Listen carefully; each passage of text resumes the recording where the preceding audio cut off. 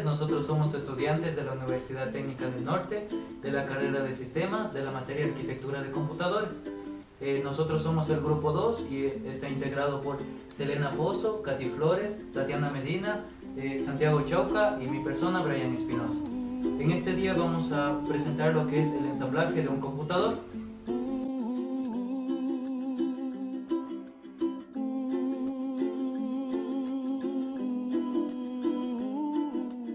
Los componentes que vamos a utilizar para el ensamblaje es el case, que ya viene incorporada a la fuente, son los buses de datos, es la tarjeta madre, el disco duro, el disipador de calor, el procesador, la memoria RAM y el DVD. Como todos sabemos, la placa madre, que también es conocida como la placa base o placa principal, es una tarjeta de circuito impreso a la que se conectan los componentes que constituyen la computadora. Es una parte fundamental para armar cualquier computadora, ya sea personal o de escritorio. En nuestro caso, nuestro procesador posee la tarjeta madre de modelo Intel D101 GGC, con una dimensión de 9.6 por 8.6 pulgadas, conocida como la micro ATX. Este modelo de placa madre es compatible con los procesadores Intel Pentium D, Intel Pentium 4 e Intel Celeron D.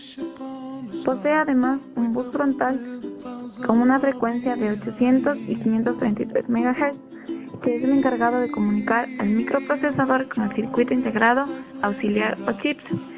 Este bus incluye señales de datos, direcciones y control, así como señales de reloj que sincronizan su funcionamiento. En la placa madre también encontramos el chipset, que es el encargado de conectar los distintos elementos que se encuentran en el interior de la CPU. En nuestro caso tenemos el modelo ATI Radeon Express 200, que a su vez este se compone del ATI RC410 del procesador de gráficos integrados y el ATI IXP 450. También encontramos dos ranuras DDR, una de 400 y la otra de 333 MHz. Es decir, al poseer las dos ranuras nos permite la transmisión doble de datos, ya que se incorpora dos canales para enviar los datos de manera simultánea.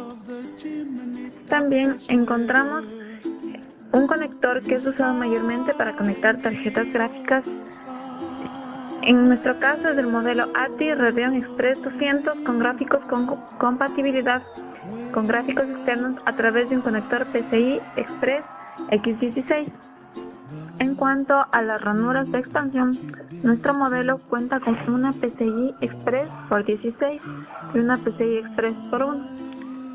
En los puertos USB podemos encontrar 4 puertos en el panel posterior, 4 puertos en el panel delantero a través de 2 cabezales internos, compatibilidad inversa con USB 1.1. Requiere un sistema operativo y los controladores que son totalmente compatibles con USB 2.0. En las interfaces periféricas encontramos puertos como un puerto VGA, una interfaz de unidad de disquete, un puerto paralelo, un puerto serie y puertos de entrada y salida para el teclado y el mouse.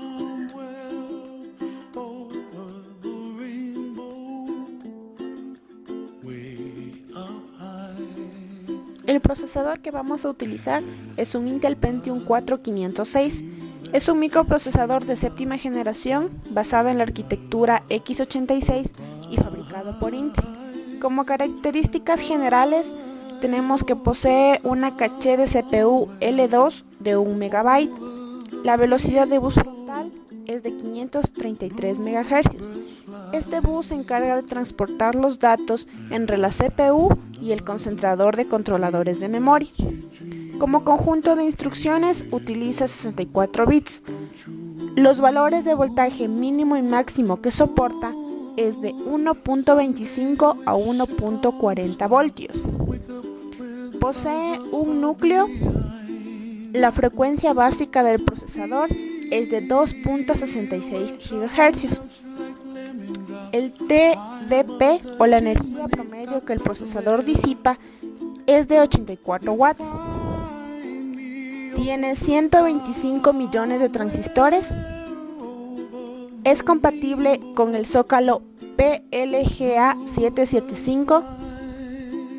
Antes de colocar la mainboard dentro de la carcasa debemos instalar el procesador. Para ello nos fijamos en las dos muescas que este posee junto con las muescas de la mainboard y las alineamos perfectamente para que calcen. Debemos tener mucho cuidado en la manipulación del procesador y de los pines del socket para no ocasionar un daño. Una vez que colocamos el procesador, lo aseguramos y vamos a continuar instalando el disipador de calor. Este ya viene incorporado con la pasta térmica, así que no es necesario poner más, siempre debe tener poca pasta y no demasiada. El disipador de calor tiene estas 4 patas de plástico. Lo que vamos a hacer es asegurarlas a la mainboard y girar para que estén bien instaladas.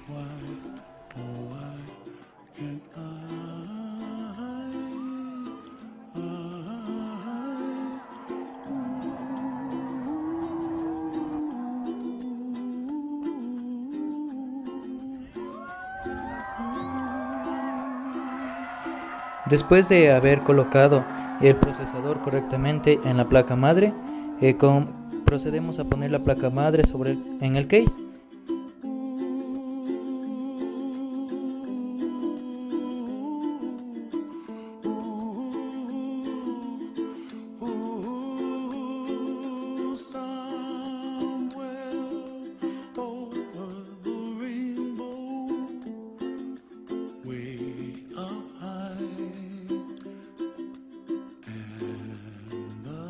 Ajustamos los tornillos hasta que quede bien seguro.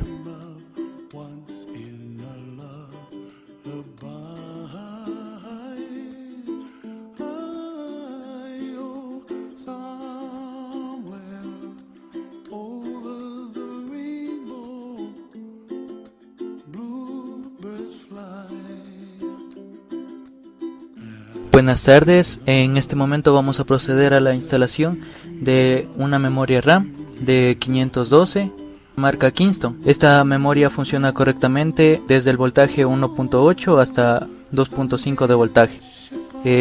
Tiene un ancho de banda DDR2 5300 con PC2 667. Es un tipo de memoria DDR2 y tiene el factor de forma en el pin 240 de IMM.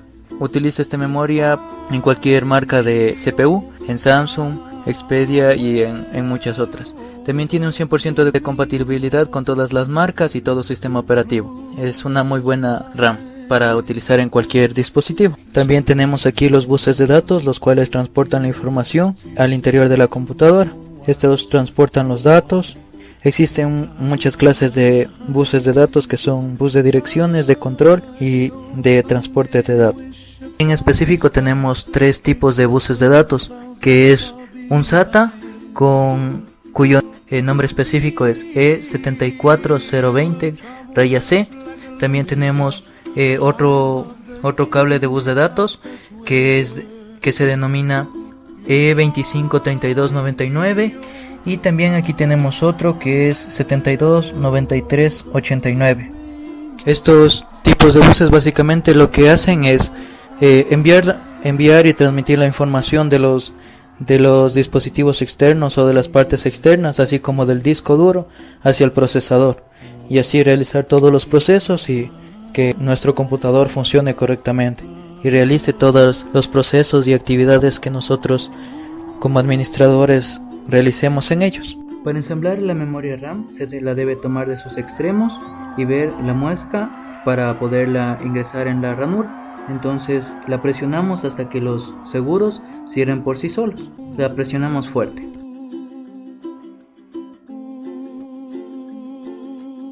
A continuación realizaremos el ensamblaje del disco duro. Este es un disco duro Samsung modelo HD 160JJ. Este modelo es muy popular y tiene excelentes calificaciones entre los usuarios. Como características generales tenemos que aplicar la regla SpinPoint P80SD. Es del tipo HDD.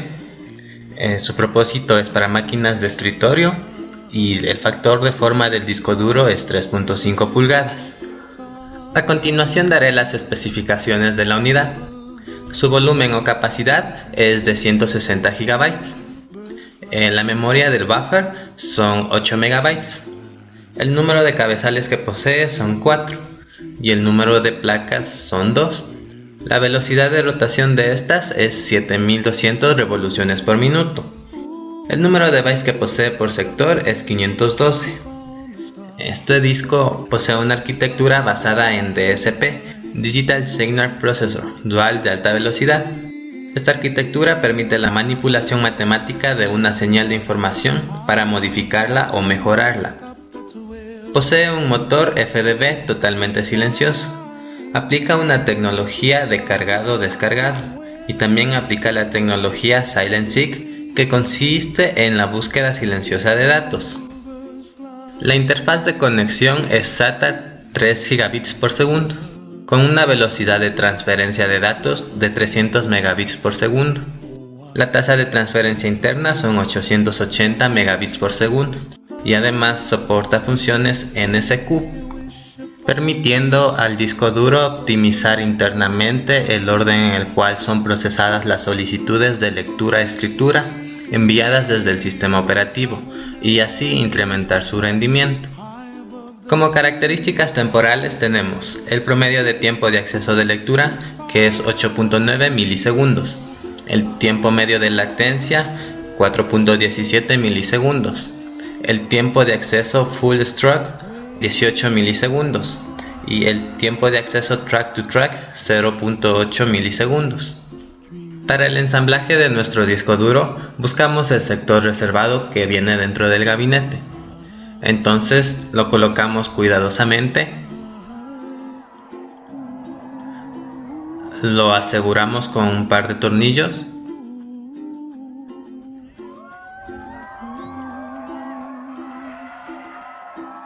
y conectamos la fuente y el bus de transferencia de datos correspondientes.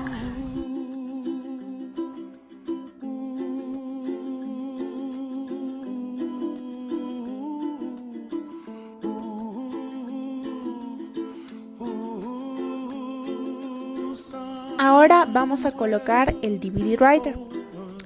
Es de la marca LG y el modelo GH22NS70. Dentro de sus características generales, tiene una conexión de tipo SATA. Su alimentación de bandeja es motorizada y manual. Soporta el control de reproducción regional fase 2 para DVD video. Tiene una tecnología automática de prevención de corrección de errores. Dentro de su función de mandos tenemos en el panel frontal, tiene la bandeja de disco, el orificio de expulsión de emergencia, el botón de parada y expulsión y el indicador de actividad de la unidad. Y en el panel posterior se encuentra primero el conector de poder SATA de 15 pines y el conector de datos igual SATA de 7 pines.